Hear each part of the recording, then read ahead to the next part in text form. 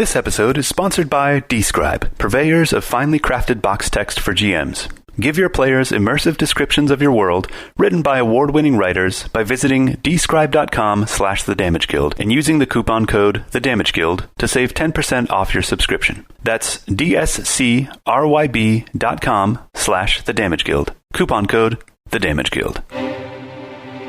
Previously on the Damage Guild podcast. The three of you all saddled up on your mounts, set off to Glassrock and whatever dangers may await. When you get to Nafton, you could swear that the people are watching you. Do you guys feel that? Guys, I think we're getting really famous. Guys, do you think Gul'dan and Zestim have been through here? Ooh, good question. Don't say their names out loud. They have ears everywhere. We need to not be in here. We need to leave now. Our best bet is to go about a mile or so outside of town and just have Shabba try to cover our tracks as we go. So you settle down for the night. On the third watch, Shabba is awake, and you spot off in the distance, just as the sun is starting to come up, two riders coming from Nafton. I rip Tokas and Azlo's blankets off and I say, "Up you louts! There's two of them! Get awake! There's two of them!"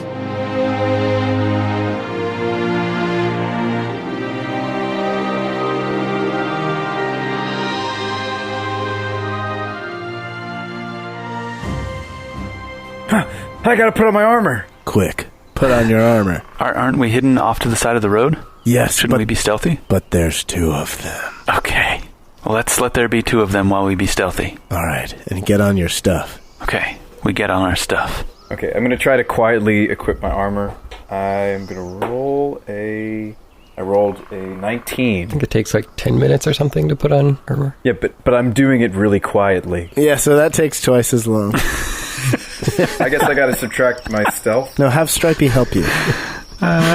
Meanwhile, I'll watch them. I'll watch them coming down the road until I can see more details. Okay, well I get a 20 total. I believe this area is kind of lightly forested, so you can say that your camp is a little bit off to the side of the road in the trees, hidden as well as you could in that area. Shabba, the first thing that you notice is the glint of the morning light off of one of the riders' helmet or armor or something on. Oh no. I turn back to the other two and I say, "I told you we should have killed them when we had the chance." Well, we're about to have the chance again. It's them or us, fellas. Let's not make the same mistake twice. I pull out my bow, my fancy lightning bow. Do you keep on watching or do you pull back? Yes, we do. Yeah, do we want to get combat ready here? Yes, we do. So, should we already attacks? Already a fire vial. Already a crossbow bolt. You're not going to have a full 10 minutes to put on your armor in this sort of situation. Yeah, so should I just go unarmored? What if Azlo helps him? I'm going to... So you're using chainmail. I'll call it a chain shirt and just say that you've got that much of your armor on. So I just slapped on what I could. That's fair. Yeah, putting on the chain shirt should only take seconds. It'd actually be buckling all the other pieces on and strapping them on that takes a long time. This process only gets worse if I do manage to get plate mail. It takes like 2 hours, right? Is it like 30 minutes? Something ridiculous like that, yeah. No, they made it unrealistically fast in 5th edition. I think that's kind of cool, though, that like having a ridiculously high armor class has some like restrictions and drawbacks. Yeah. They made it so all heavy armor is 10 minutes. Okay. Well, that is absurd. I like it. All right, so I have defaulted to a chain shirt. Yeah, so your AC is 16 right now if you got your shield. Oh, I'm going to get that shield on. Okay, so you're going to ready yourselves for combat. Where are you positioning? Well, give us the lay of the land. I don't know what. Right around the road, there aren't a whole lot of trees. You have to kind of go back maybe 30 or 40 feet before you start hitting some of them. And then it's just kind of very sparse forest for the whole area. The road is essentially straight. It's all going slightly uphill towards the east. Okay, and we are hidden out of sight where we are now, right? As much as you can be, it's still fairly open terrain, so there aren't a whole lot of hiding places other than just behind some trees. Let's take the trees. Let's each take a tree and ready our attacks. I mean, I say if there's any possible way to get out of sight, we do that. Because they're riding down the road, right? Not straight toward us. I mean, they're coming toward us in a toward us direction, but they're not like actually coming toward us like they see us. Yeah, I agree. Let's try to hide if possible. I mean, is it nighttime? Couldn't we go into the shadow? It's daybreak right now, so the sun is just starting to come up. Dang it. So you would have been getting up before too much longer anyway to head out? I was going to suggest the Shadow Stone, but that would definitely give us away at this point. How about each of you gives me a stealth check, see what sort of cover you can find. I think I should use my session inspiration. I believe you should as well. I agree with that. And why don't I roll first? Or no, we all have to do it simultaneously, right? Yeah. Technically? Technically, probably, yeah. Okay, Yeah. well, I'm using my session inspiration here. And I am... Oh, I'm sad that I did. I just rolled a natural 20.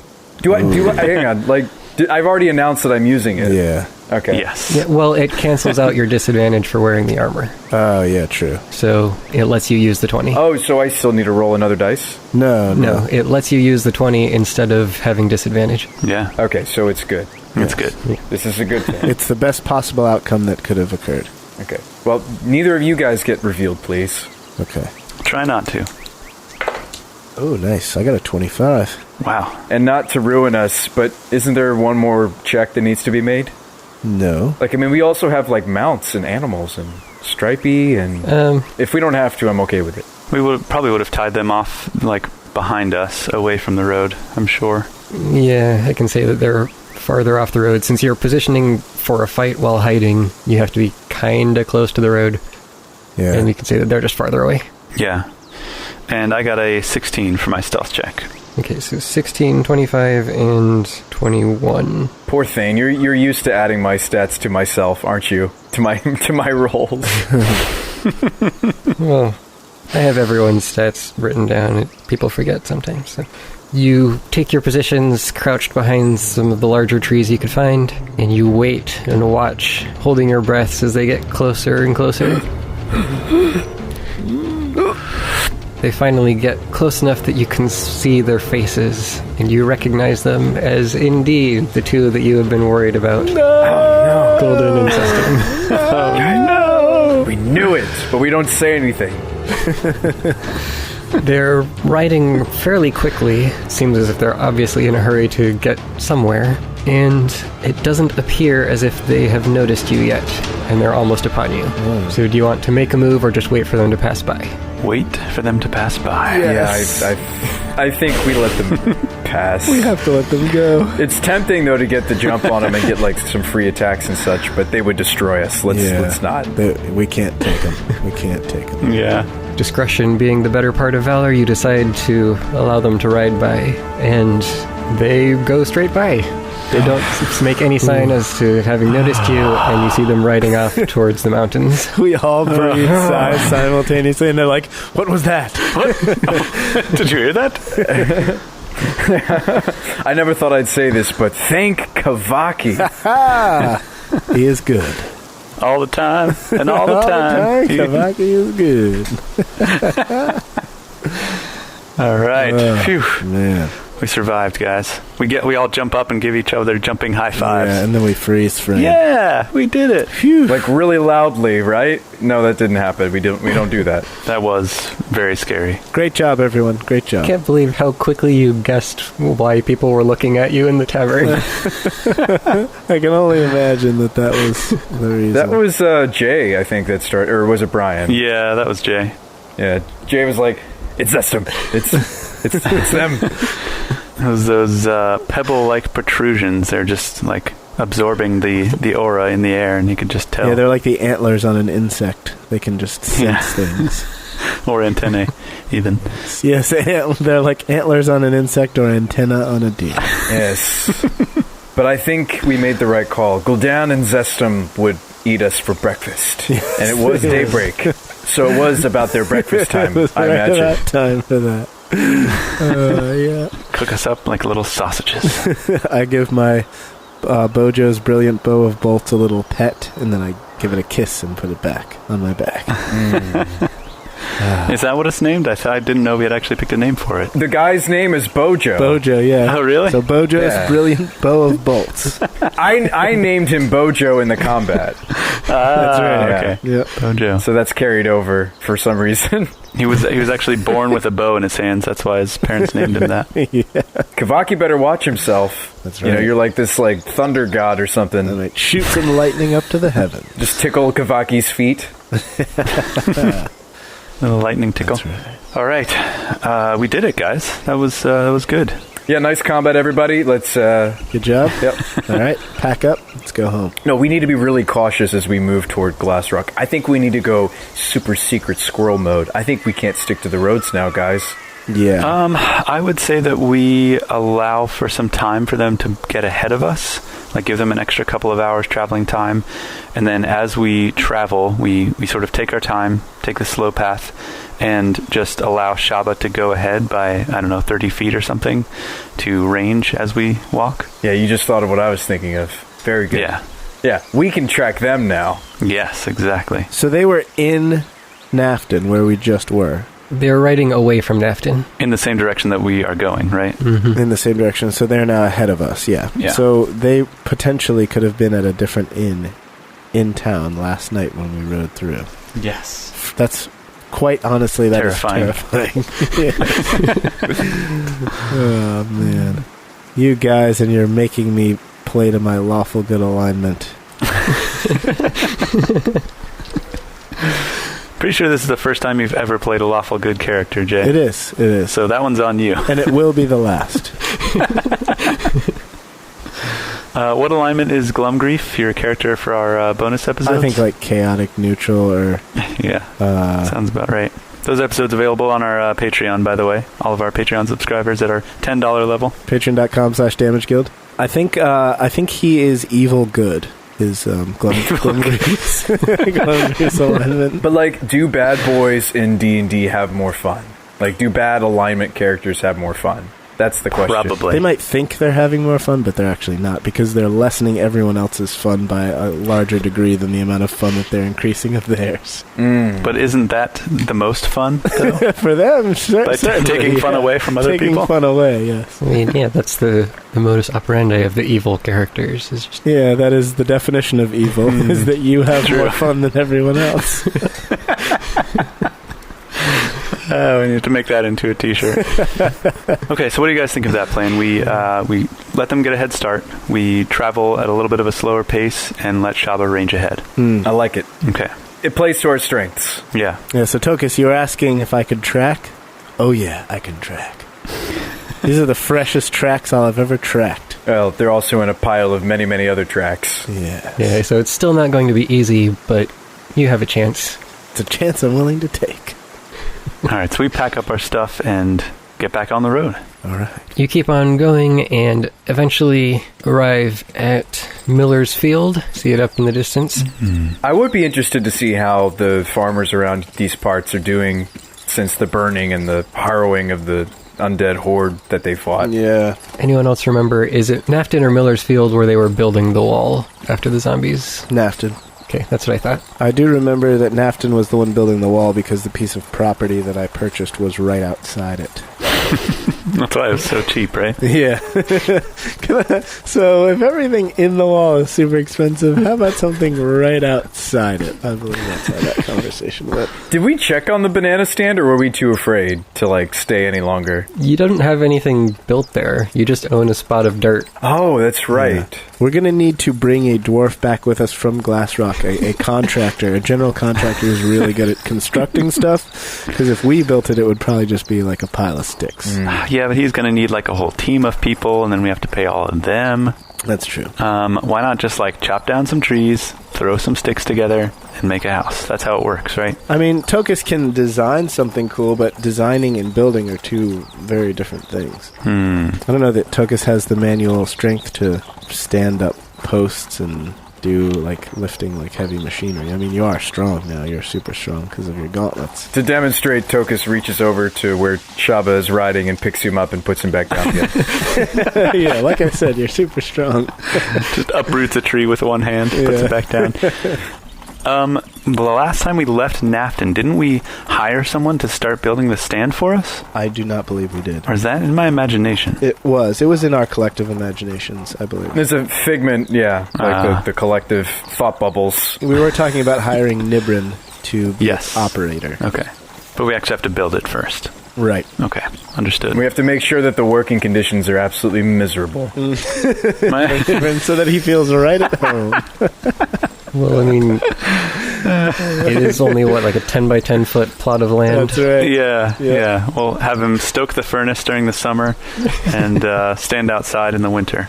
Definitely. We're going to equip it with a furnace? What? Yeah, dude, we have to make it as miserable as possible, like you just said. Remember, we're going to provide a variety of split-related goods and services. So he's going to have to be trained up in numerous different... Remember, he's going to have to learn how to cook split pea soup, banana splits, and he's going to have to become a divorce lawyer. Oh, yeah, we're doing divorces, too. All while doing the splits.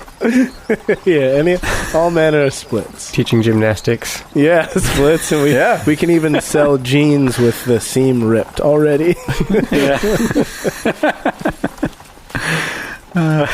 As far as you could tell with your tracking, it looked like they kept up a pretty good pace heading towards town for another hour or so, and then eventually slowed down to a more normal ride. At that point, they kind of mixed a little bit better with the rest of the tracks, but you think they probably just headed straight into the next town. Okay. Maybe we don't go to the next town? Yeah, actually that's a good point. Maybe if we see that they've gone in, then we just circumnavigate and get ahead of them. Yeah, have they built like an overpass over Miller's Field for people who want to avoid it? Hastily? No. I mean, it is a very sparse community. You could easily just go through a back road past someone's farm. Yeah, wasn't it just like 2 buildings and a bunch of farms? Pretty much. Yeah, let's cut through somebody's farm. What was the name of the farmer in Lord of the Rings where they stole all his crops? You've been in Farmer Maggot's crop. Oh, yeah. Huckleberry Ferry, run! Do we actually want to get ahead of them, though? That's not what I'm trying to figure out. Maybe we don't. Right, so maybe we make camp outside of the town, and then we Shabba tracks again in the morning. Yeah, I'll bet you the reason they were moving so fast was because someone told them that we had come and gone. Yeah. Oh, yeah, I saw some folks that meet that description headed that way. Yeah, you're right. Okay, let's camp outside of town for now. Again, like a couple miles out, but on the western side, that like coming from the direction we came from, so that even if they set out in the morning, they'll go out east and not pass us again. Yeah, good call. So you camp a little bit early and wait for the night to pass. You don't see anything from your position here. You're well hidden in the fields and not sure if anything happens during the night. And you set off once again in the morning. Mm-hmm. The next day passes uneventfully, and you once again arrive at the Narmek River, crossing into Brentley Gate. I want to remind you that as you're entering Aravek, there are those laws that you need to be aware of. Oh, yeah. We should go to that kid's house that we saved from the Goblin Burrows so we can slap his parents in the face once more and then leave. Wait, is Aravek the place that doesn't let you use magic? Yeah. Yes. Oh, So man. no magic without a license within 3 miles of any city, town, or village. And also no hunting along the Sapphire Road. What would it take for us to get a license? Yeah, I was going to say, Tokas, can you just forge one? What was that about your good alignment a few minutes ago there, Shabba? Dang it. But seriously, Tokas, can you forge one? I would need to know what one looks like. Yeah. Yeah. Touché. We'd have to have all the watermarks and everything. Yeah, we'll just keep traveling and see if we can avoid using magic. Yeah, I feel like we are much, much weaker if we have no access to magic. All 3 of us are significantly weaker. Yeah. No doubt. Yeah, so Brentley Gate is a large enough place that you could easily find some inn to stop at that is probably out of the way and safe, or you could continue on camping outside of town. Either way, you don't run into them here. I think if we do stop at an inn, we should ask them if they've seen a big guy and a little guy who are asking if you had seen some people who looked like us. Right, a big guy and 2 little guys. Yeah.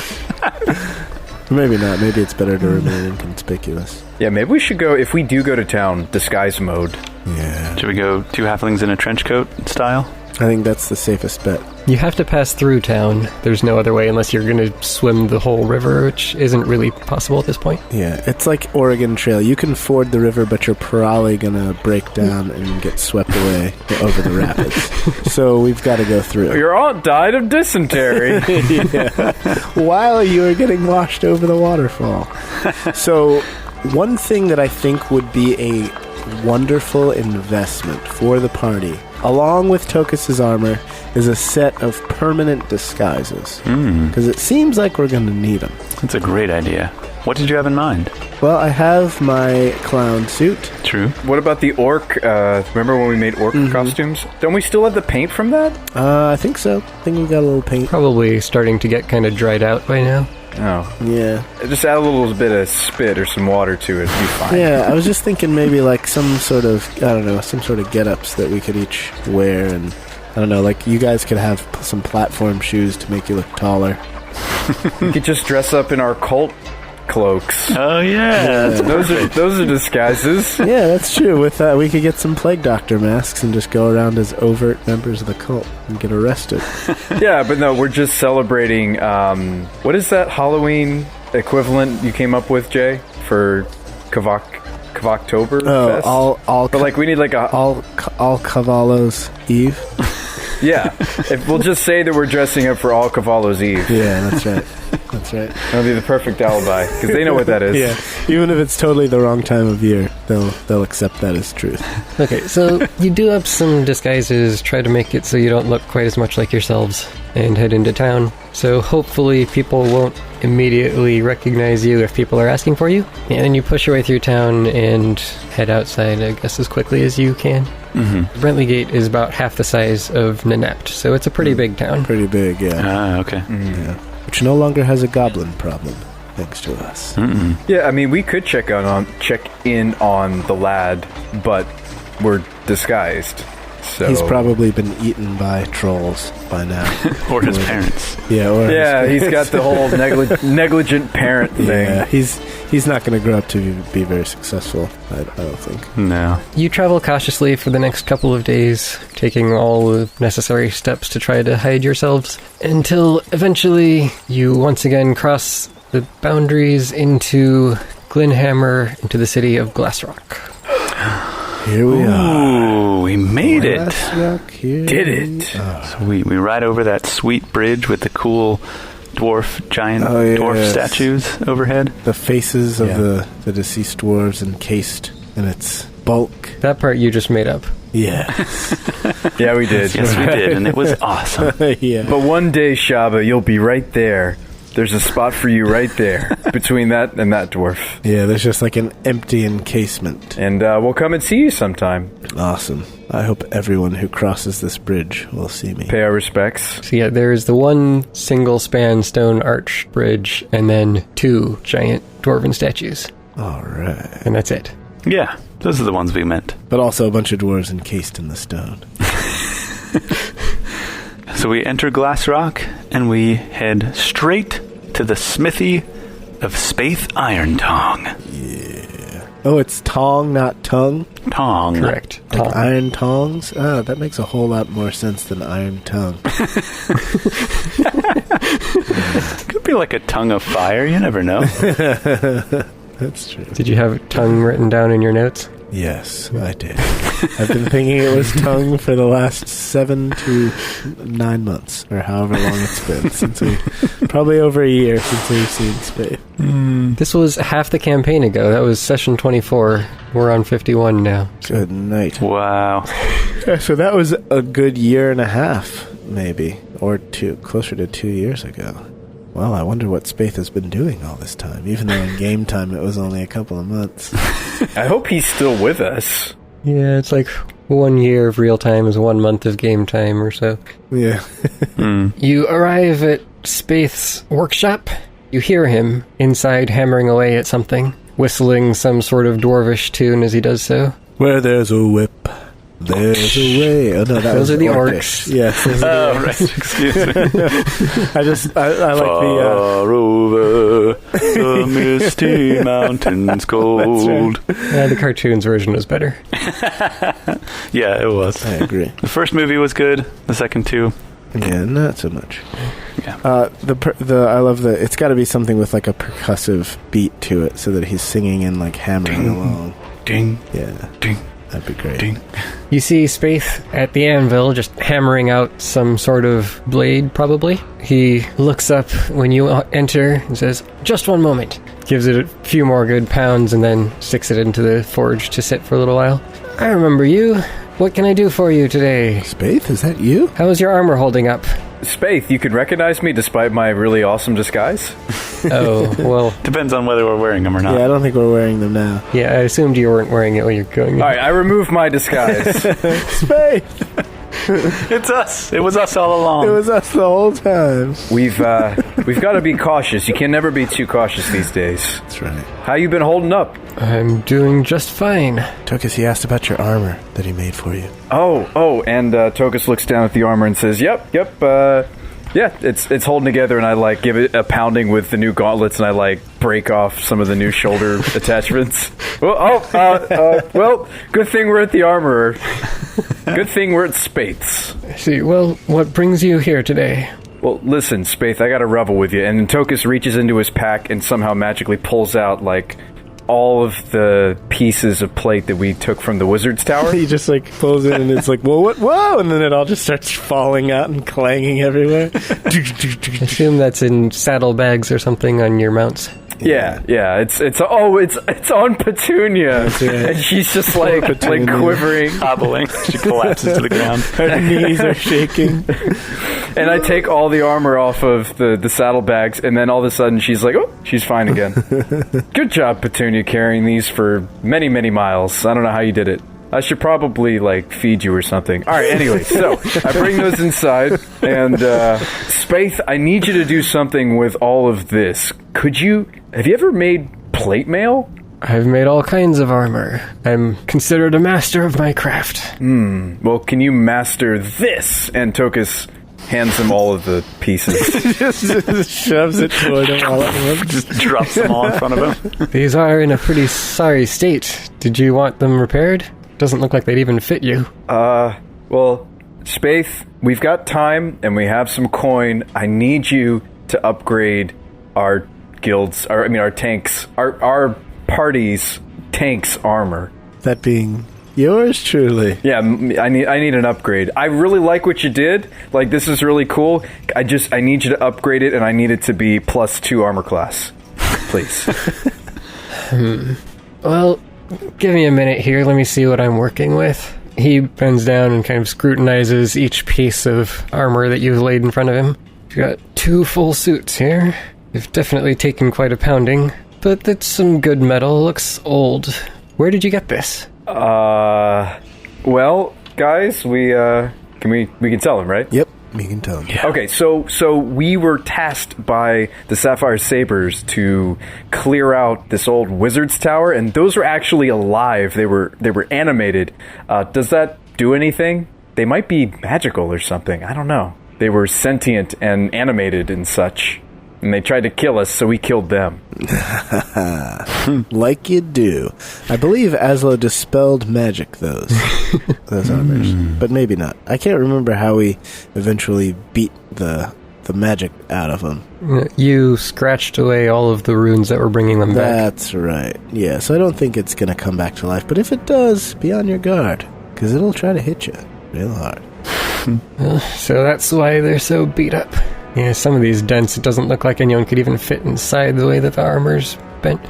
So you want me to take these and make you a new suit? Well, actually, you could use the armor that you've already worked on, you could, like, put them together if you wanted to. Would that make it cheaper and easier for you? Maybe a little bit cheaper, less material to worry about. Yeah, basically, to simplify things, it's as though Tokas would like to buy a suit of armor for you, except he's providing the materials, and all you must provide is the labor. Right, and I'd like to pay top dollar for the labor, because I know you do a good job. Yeah, I'd like to continue to be a return customer. You made an impression on me. We've come a long, long way, Spaeth, just to see you, because we think you're the dwarf to make a new suit of armor for me. To make Tokas' dreams come true.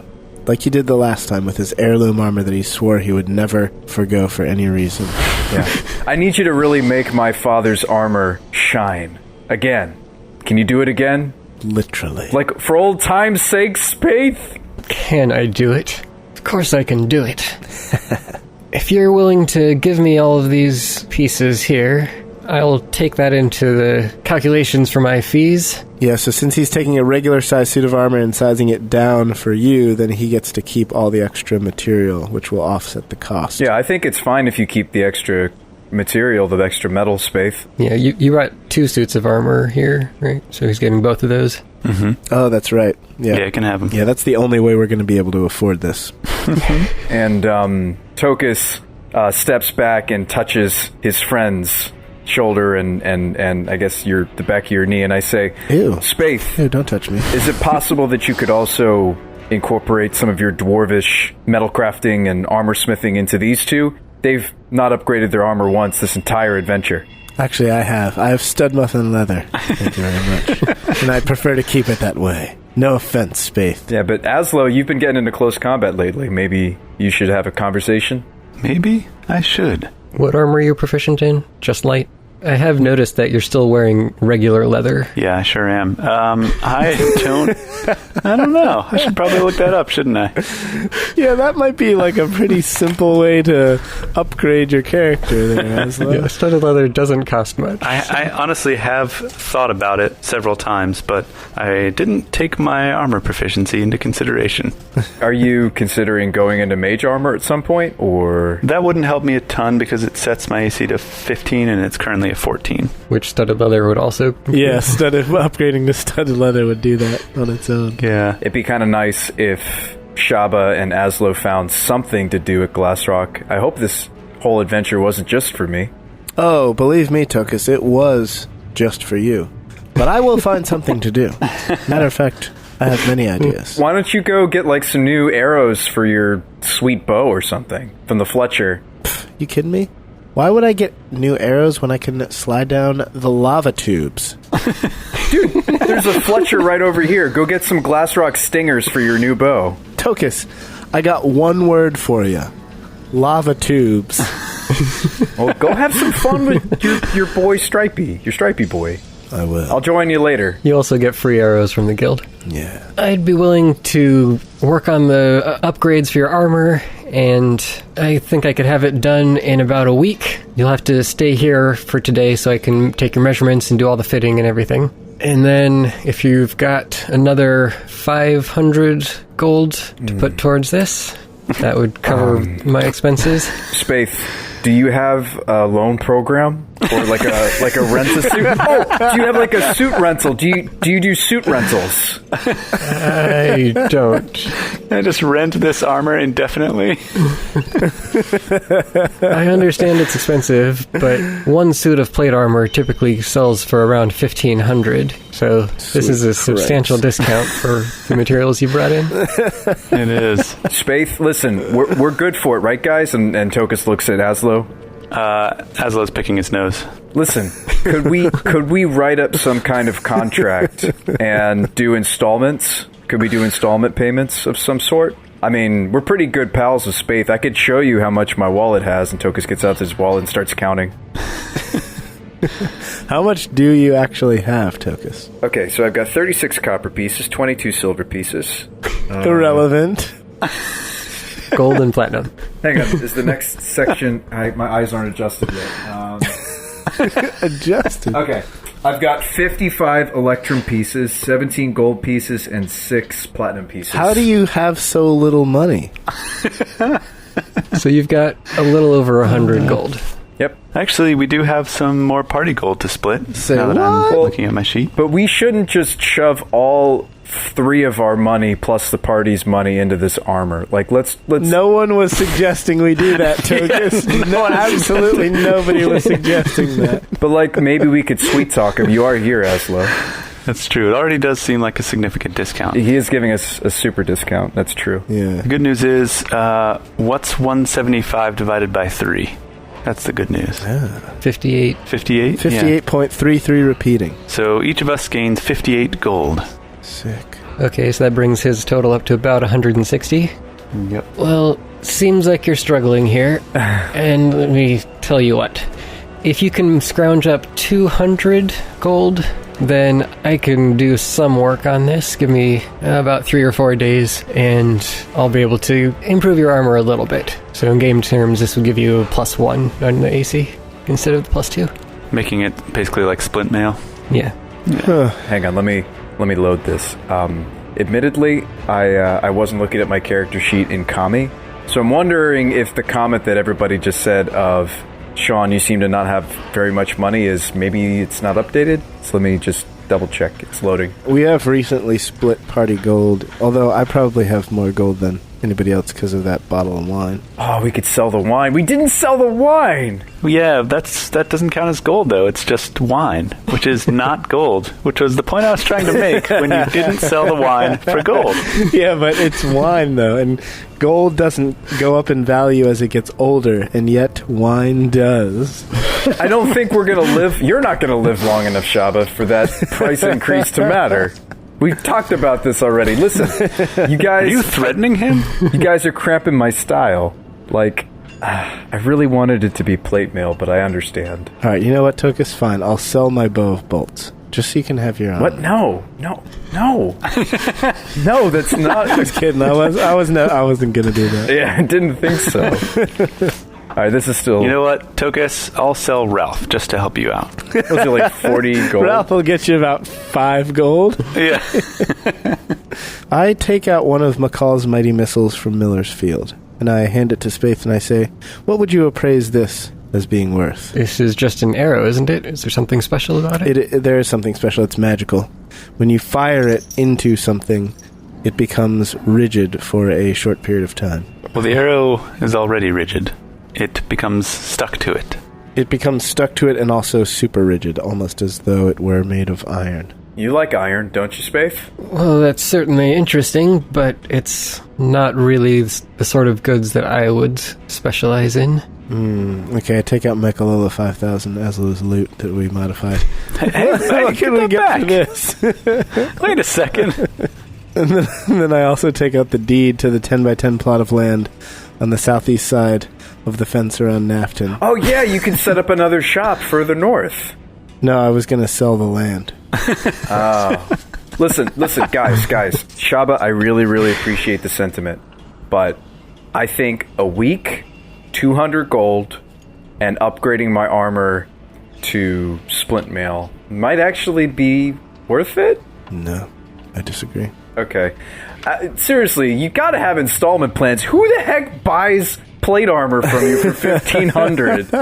Have you made any sales on that? And listen, and then Tokas gives Azlo a nudge and says, "Listen, like, you don't need to get a discount, but like, do some sort of like installment plan for me, will you? Please." Tokas, I'm sad to say, I think a lot of the reason for the cost is due to the customization element. Like, for example, if you sell an item, a regular normal item, and you get half price for it, and we have 2 suits of armor, let's say you could get like 700 a piece for them. You could get 1,400 gold for selling both of these, and then you could almost have enough to buy a regular suit of plate armor that was already sized for you. So it's really the customization work to work everything in with your father's heirloom armor that would be the difference in price, I would imagine. That's just my hunch. Well, I mean, normally you sell things back for roughly half price or whatever, but this armor is beat up beyond use. It needs serious repairs before it can be used, so it's worth less than it might otherwise be. It's also true. But still, I think you could get within a few hundred gold, like less than 500, of the price of a new suit. I also just realized that Splint by itself is 200 gold, so charging you 200 for this upgrade is off. Oh, okay. So I will say that if you pay 100 gold now, he'll do the upgrade to Splint quality, and then if you come back and do another 400 later, he can do the rest of it. There you go. But we're so close. Why don't we just have 500 right now? Tokas, how much gold do you have? I mean, couldn't I just borrow maybe from you guys a little bit? No. You cannot borrow from me because you will not pay it back. But what you can do is have all of my gold. Or you can borrow from me with interest. How's that for a deal? Well, that was very, very generous and very lawful good of Shabba to just give me some money. Okay, so I've got 36 copper, 22 silver pieces, 113 gold pieces. Oh, wait, no, I mathed wrong. Those are Electrum. No.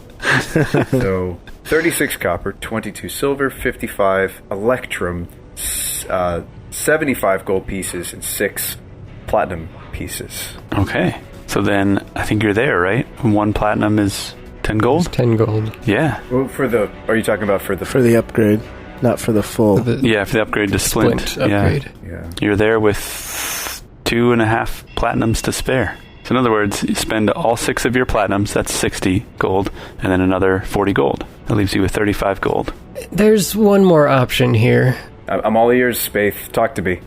There's a third option. Well, if you're having trouble paying, you can always see around town and try to help out with a couple of problems that have been surfacing. I've been hearing about... A side quest. I've been hearing about a side quest. That's what you were going to say, isn't it, Spade? Side quest, side quest, side quest, side quest. Is this a side quest we could do literally for you and it would increase our reputation specifically in Glassrock? No, he's saying around town to earn some extra cash. Some extra walking around money, if you know what I'm saying. So, I've been hearing from some of the miners that one of the mines has recently run into a bit of a problem with an Umber Hulk.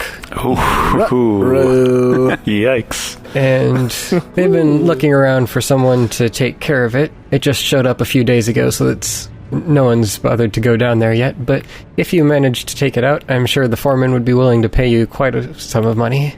Oh my Wow. goodness. That sounds like a personal problem to them. I don't know what an Umber Hulk is and I'm scared. That sounds dangerous. To the library! Oh wait, we're not Faith, do you know a librarian by the name of Conan the Dwarf who runs the local library in Glassrock? No, there is no public library in Glassrock. Oh man, is there a private library? Yeah, various noblemen have their private collections. Something tells me that Tokas would actually know what an Umber Hulk is based on his background. Yeah, you are from the underworld, aren't you? Oh wait, let me roll some. Yeah, I think you should probably make a nature check. All right, so I rolled an 8. I think I should probably make a nature check. I rolled a 16 on the die. Oh wait, I have a ridiculous nature for some reason. So I actually have a 15 Sick. on that check. So I start telling Azlo and Shabba about the horror that is the Umber Hulk. Well, I rolled a 20, so I already know, and I nod along. Oh, okay. How about you tell us? Why don't you tell us what an Umber Hulk is? I mean, I know what an Umber Hulk is. Of course, Tokas knows, but... Maybe the two of us can put together a quick PowerPoint presentation and take turns presenting to Azlo and Stripey, since we both know a lot. Well, Azlo got a 17 on his nature check. Oh, so. maybe all three of us, maybe the three of us can present to Spaith and Stripey as like a group project sort of presentation. The visual that I had in my mind as you said this, Jay, is like we have a display here and we've got like one of those little like pointers and we're like pointing to the different anatomy on the Umber Hulk. Yes. Exactly. And like the vulnerable spot, don't touch these. Yeah, except Tokas, you have a laser pointer and you keep trying to shine it in Stripey's eyes, and he's like getting distracted because he's chasing it around. Yeah, like a little cat. Yeah. We do a group project where you guys do all the work and I take all the credit. Perfect. Yeah, Sounds just like this company. Sounds just like Bard's College. Much like Azlo, I have an awesome liberal arts degree with lots of, practical real-world applications. But even as an English major, I can't always write words much good, so I use services like Describe. Describe has incredible descriptions of places, monsters, and spells that are written by award-winning writers, some of whom have actually worked with leading RPG publishers, which is really cool. You can basically just pick the immersive words right out of their brains with Describe. And right now you can visit describe.com/thedamageguild and use code THEDAMAGEGUILD to save 10% off your subscription. That's dscryb.com/thedamageguild, coupon code THEDAMAGEGUILD. So, Umber Hulks are large, burrowing creatures that tend to terrorize all those races that live underground. Gross. They are kind of gorilla-like in their stance and movements. but insectoid, and as far as their skin and face, they've got giant bug-like mandibles and eyes and such, and hard carapaces and so on. The worst thing about them is that just seeing their eyes is enough to addle the minds of anyone who looks at them. Oh, no. Wow. Is this some sort of magical wisdom check? Possibly. I'm just curious if the fact that I'm a gnome would be useful against it. All right, Tokas. You're going to have to look them right in the eye. You know that from the stories you hear, usually the few people who survive an encounter with one barely remember anything about it because they're just confused the whole time by whatever effect these things have. Zoink, Scoob. Can we figure out before we go fight this thing if my gnome cunning would help against that effect?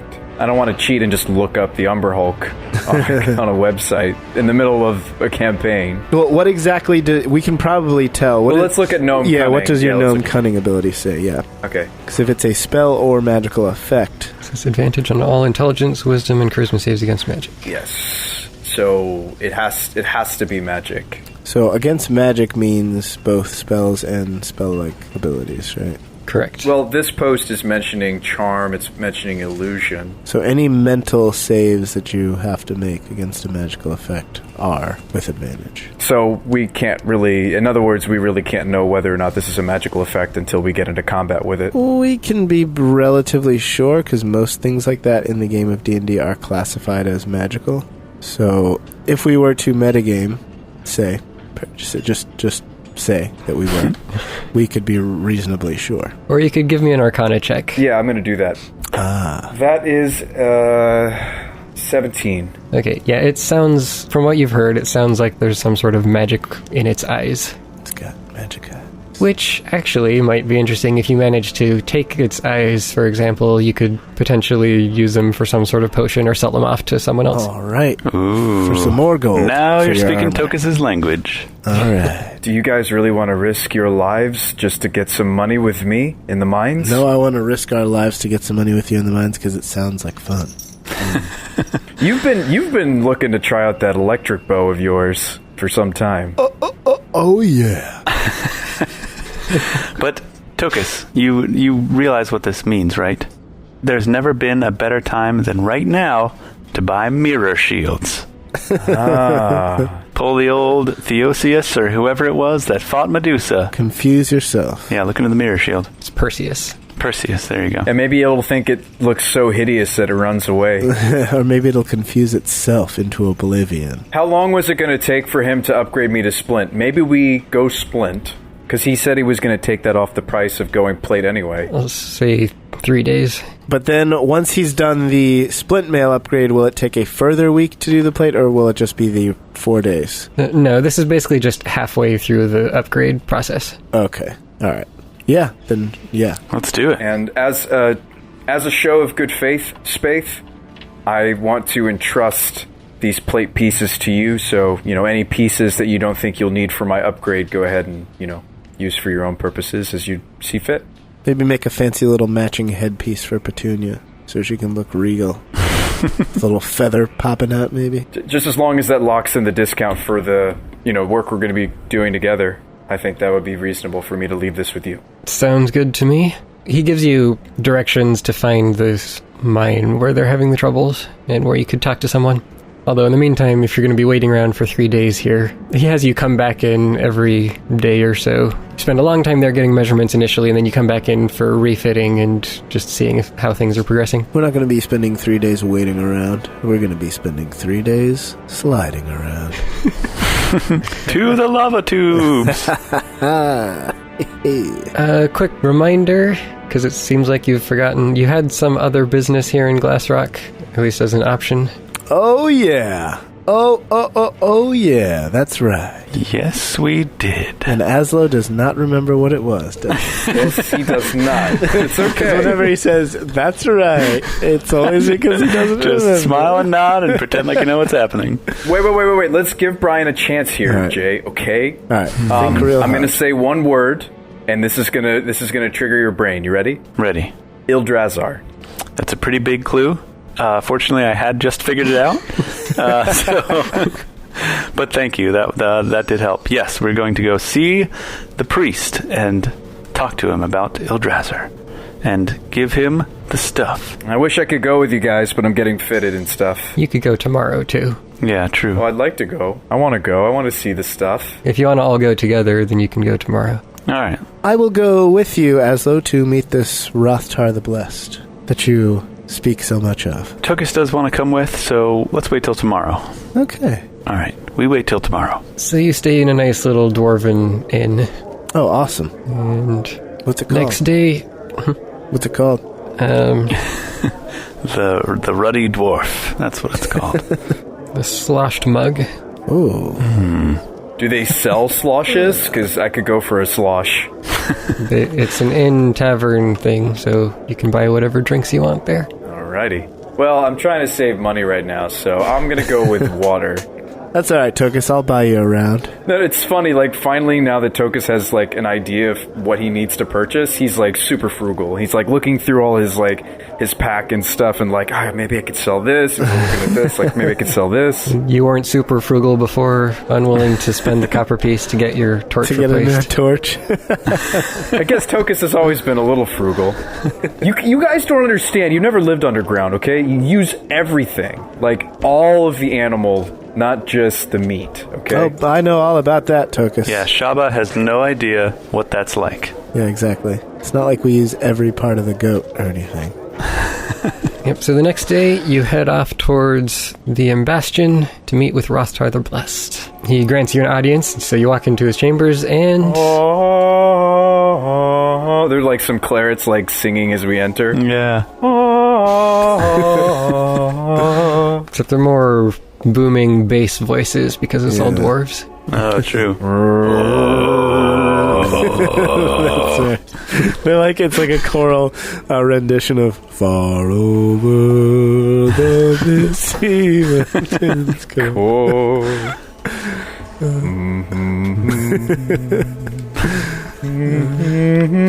So he stands up as you enter and gives you a slight bow and says, "Greetings and welcome to the Bastion. How can I help you, gentlemen?" Rothtar, perhaps you will remember us. We are the AAA team. Yours truly, Azlo Tendertoe, at your service. And I give him a bow as well. I don't believe we have met, Sir Rothtar. Shabba, Dabade, born of Dragon Thunder, son of Pachaka, last of the Dabade clan, exile of the tribe of Rakashan. And I'm Tokas Alton. You don't see any recognition flashing across his face. So he says, "Have we met?" I'm pretty sure we have. This would have been nigh on a while ago. It was just me. I'm really bad with keeping track of time. And I don't think the other two were with me. We spoke No, of we were not with you. the long-forgotten caves of Yggdrasil. Yeah, remember that secret that you kept from us for like weeks? That's why we didn't know about it, because we weren't here. Oh, yeah, that's right. Yeah. Yes, Yggdrasil. Did you find what you were looking for? As a matter of fact, we did. And perhaps we have something that might interest you. Indeed. Indeed.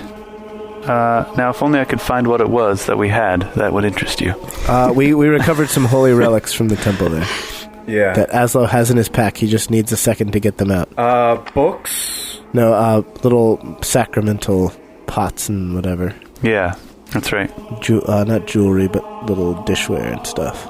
Yeah, that's right. They were from the kitchen of the... Yeah, you stole them while you were invisible. Yes. I thought that there were books, though. I did get a couple books, actually. I have written down Flight to Asherfeld and Black Hound. I don't think you would have gotten those there. Okay. We did get some books from that. Remember when we cast Silence and then Knock to open the little thingamajigs? Yeah, I remember the Quaggoths kind of interrupting our pilfering of... Yes. Yeah. Yes. What did we actually get? I feel like we're all three of us are talking around it, and I don't think Thane necessarily remembers either, which is reasonable because it was forever ago. Yeah, whatever we got, Azlo wrote it down on his character sheet like a responsible Dungeons & Dragons player. He absolutely did. Obviously. Brian, however... no, I do remember that it was like ornamental bowls and dishes and cups. Yeah, you gathered up the reliquary things, and you have that. I don't remember you bringing any of the books and records. Yeah, I don't think we brought them because you said they didn't really seem like anything. Yeah, okay. Oh, they were just like cookbooks? Okay. They were like logs. They were like Captain's log, stardate yesterday, but from a really long time ago. You don't think that would have been useful? No. I guess not. Okay. Well, I think it was more the fact that carrying a shelf worth of books with you, Yeah, it wasn't really feasible. it makes it hard to travel. True. Did he give us direction on what we were supposed to get from Ildrazar? Holy relics. He didn't tell you specifically to get anything from there. He said that there was a fountain there that you could use to see what you were looking for. Or, if you happened to find any of their relics and bring them back to him, then he could do your scrying for you. Right, exactly. Oh my goodness. He can trade the relics for some scrying? Yeah, that's why we brought these here. Azlo. I mean, I was going to sell them, but... I grab Azlo by the collar. Azlo, you have the chance to make it up to us for what you did in Ildrazar. Oh, sell these and share some of the gold with you? No! That's not what I'm talking about. I'm talking about the holy water. Tokas is torn. I could actually really use the money right now. We could use the party money right now. The holy water. But Tokas, don't you want to know where Murney is? Haven't you always wanted to know where Murney is? If he's still alive? if I could find Murney, it could change the game. It could change everything, Tokas. No, it could literally change the game that we're playing, like if we found Murney. Yeah, literally. We could not be playing D&D anymore. We could be playing Where's Murney? Which is like Where's Waldo, except with an old gnome. Yeah, but Shabba, you do realize that you're the one that wants to use the scrying. You do too. Yeah, you are also the one who wants to use the scrying, Tokas. Yeah, but how many scries do we get? 1 each. Let's find out. 1 per relic. I don't know. Ask Rothtar the Blessed. Raftar, what are we dealing with here? Yeah, lay it all out for us. Give us the skinny. Well, he accepts the reliquaries as you're pulling them out and showing them. Not so fast, Rothtar. I'm impressed at your courage, and I thank you for returning such valuable relics to us. We prefer to call it stupidity. Should you relinquish them, I will see to it that they are kept safe and put to their proper use in this temple until the day when we once again return to Ildrazar.